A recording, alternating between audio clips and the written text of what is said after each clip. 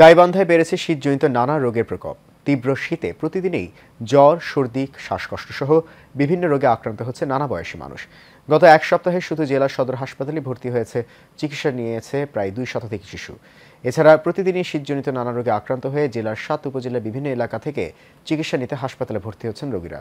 তাই পর্যাপ্ত ওষুধ ও চিকিৎসা না পাওয়ার অভিযোগ করেন রোগীর স্বজনরা।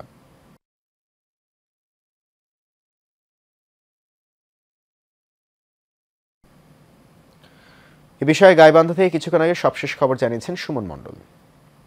গাইবান্ধায় কিন্তু আসলে শীত জেঁকে বসেছে। এই শীতের কারণে কিন্তু ক্রমান্বয়ে যে ঠান্ডাজনিত রোগের সংখ্যাও কিন্তু বেড়ে গেছে। এটি কিন্তু আসলে যে বৃদ্ধর পাশাপাশি শিশুদের যে এই শীতজনিত রোগের এই প্রকোপটা কিন্তু আসলে লক্ষ্য করার মতো। তো আমি যে জায়গায় রয়েছি এখন, এটি হচ্ছে গাইবান্ধা সদর হাসপাতালে। তো এখানে যেমনটি আমি সকাল থেকে দেখেছি যে এই যে হাসপাতালে যে রোগীরা ভর্তি হয়েছে, এখানে কিন্তু শিশুরা বিভিন্ন সর্দি, জ্বর, শ্বাসকষ্ট সহ নিউমোনিয়া বিভিন্ন রোগে ভর্তি হচ্ছে। তো আসলে আমি একজন রোগীর একটু স্বজনের সঙ্গে কথা বলবো যে আপনি কোথা থেকে আসছেন এবং আপনার কার অসুখ কেন এসেছেন, কি হয়েছে বলেন। আমি শোভাগঞ্জ থেকে আসছি। হ্যাঁ, আমার ছেলে গতকাল জন্মগ্রহণ করেছে।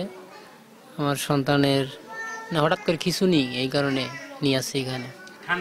ঠান্ডা জি, আসলে যেমনটি আপনি শুনলেন যে এই ঠান্ডা জনিত কারণে কিন্তু এই রোগের যে প্রকোপ এটি কিন্তু আসলে বৃদ্ধি। ডাক্তাররা কিন্তু বলছেন যে এখনই কিন্তু তাদেরকে সতর্কভাবে যদি না থাকা যায় তাহলে কিন্তু এই রোগের যে প্রকোপ এটি কিন্তু আরও বৃদ্ধি পাবে। তো আসলে এদিকে আমি যেটি সকালবেলা থেকে যে হাসপাতালে ঘুরে দেখেছি যে এই যে শিশুদের পাশাপাশি যে বৃদ্ধরা রয়েছেন তারাও কিন্তু এই শীতজনিত নানা রোগে কিন্তু আক্রান্ত হচ্ছে। এবং আপনি অবশ্য দেখছেন যে হাসপাতালে কিন্তু যে বেডগুলো রয়েছে, এই বেডের যে আসন সংখ্যা রয়েছে, এরপরেও কিন্তু যে হাসপাতালের বাহিরে যেমন বারান্দায় কিন্তু ডাক্তারদেরকে চিকিৎসা দিতে হচ্ছে। তা আসলে এই যে শীতজনিত যে আসলে বরাবরই কিন্তু যে উত্তরের যে জেলা রয়েছে যে গাইবান্ধা, এখানে কিন্তু আপনার এই শীত কিন্তু সব সময়ই কিন্তু যে আগাম যে শীতের যে আগমনী বাত এটি কিন্তু থেকে যায়। এবং ডাক্তাররা বলছেন যে শিশুদেরকে তারা যাতে সবসময় গরম কাপড় এবং